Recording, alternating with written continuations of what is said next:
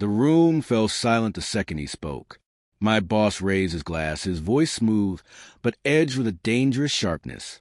"Tomorrow," he said, "your wife joins me on vacation, or you're out." At first, I thought it was a cruel joke. A few people laughed nervously, but then my wife smiled and said, "I agree." The laughter that followed wasn't amusement. It was shock. I saw his hand brush against hers. Worse, she didn't pull away. That was all I needed. I rose, left the room quietly, and returned holding something that made every breath stop. 9 years of marriage. 9 years of building a life together, of helping her climb out of the wreck she'd been when we met. I had covered every bill, every setback, every tear. She once called me her anchor.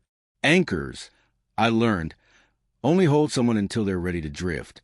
My boss, Daniel Reeves, had been my mentor for almost a decade. Charismatic, respected, and ruthless when necessary. I'd admired him. I had trusted him.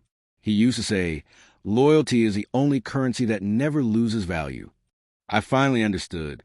He was buying mine while stealing everything it earned me. The signs had started months earlier. Late-night calls, perfume that wasn't hers, secretive phone habits. Reeves started acting strange, too. Promoted me just to overload me, giving impossible deadlines, then praising my wife's commitment in front of everyone.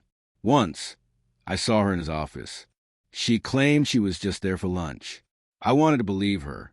That illusion shattered one morning when I came home early. Her laughter filled the kitchen, and his watch lay on the counter. When she noticed me, she didn't flinch, just calm. "I can explain," she said, but never did. That night, I stayed awake until dawn, not angry, not broken, just cold. I decided they would remember me. The weeks that followed were all about patience and precision. First, I gathered evidence. Hidden cameras at home, a mirrored copy of her phone. I watched their messages, calls, the tiny world they'd built behind my back. I uncovered plans, promises, and payments. Reeves had offered her promotions and vacations as she convinced me to step aside quietly. Then came the proof. Screenshots, recordings, bank receipts. I discovered he'd been siphoning company funds to rent a private villa, hiding it with fake contractors, even manipulating insurance. I contacted a friend in IT to mirror the company's servers. He thought it was routine security. I was quietly copying files, revealing years of fraud and bribery buried in encryption. I smiled when I had to laugh at their jokes. I waited for the right night. That night arrived at the annual corporate party. Reeves had rented a rooftop bar overlooking the city. Everyone was there, executives, investors, spouses. My wife stood beside him in a red dress, radiant, like betrayal wrapped in silk. Midway through the night, Reeves raised his glass. "To loyalty," he said, grinning, "and to those who sacrifice for success." Then his gaze landed on me. "Speaking of sacrifice, I've invited someone special to join me on vacation, if she agrees." He looked at my wife. She smiled softly. "I agree." The room froze. Whispered murmurs, uneasy laughter. I straightened my jacket and walked out silently. When I returned, I held a black folder. I set it on the table between us. "Daniel," I said, "you'll want to see this." He smirked, expecting another joke. He opened it. Inside were printed transfers, screenshots, correspondence. 2 years of financial crimes, all traced back to him. Color drained from his face. "I already sent these to the board and federal investigators," I said. He laughed and stopped. My wife tried to speak. "What is this?" But I didn't look at her. "Everything you sold me for," I said.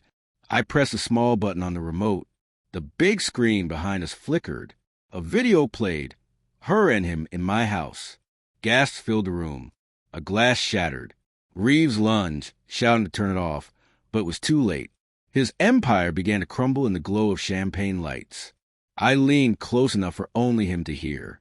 "Tomorrow," I whispered, "you'll have no job, no company. Know her?" Security moved in, but the board members were already dialing. Music died. Laughter vanished. Panic remained. My wife followed me outside, crying. "Why would you do this to us?" she asked. "Because," I said quietly, "You already did." By morning, Reeves was suspended. 2 days later, arrested for fraud and embezzlement. The company released a statement about internal corruption. His wife filed for divorce. Mine tried to return, claiming it was all a mistake. I didn't argue. I handed her an envelope with divorce papers. "You made your choice in front of everyone. So, did I." She left silent. Months later, people still whisper about that night. The man who ended his boss's career at his own party. Some say I destroyed lives. Maybe. But I didn't ruin anything that wasn't already rotten. Betrayal doesn't break people. It exposes them. That night, I exposed everything. As I walked away from the rooftop, the city lights seemed different, colder, sharper, honest. Justice doesn't always come with a badge or courtroom. Sometimes, it walks out of a party with a calm smile and a closed folder. That night, justice looked exactly like me.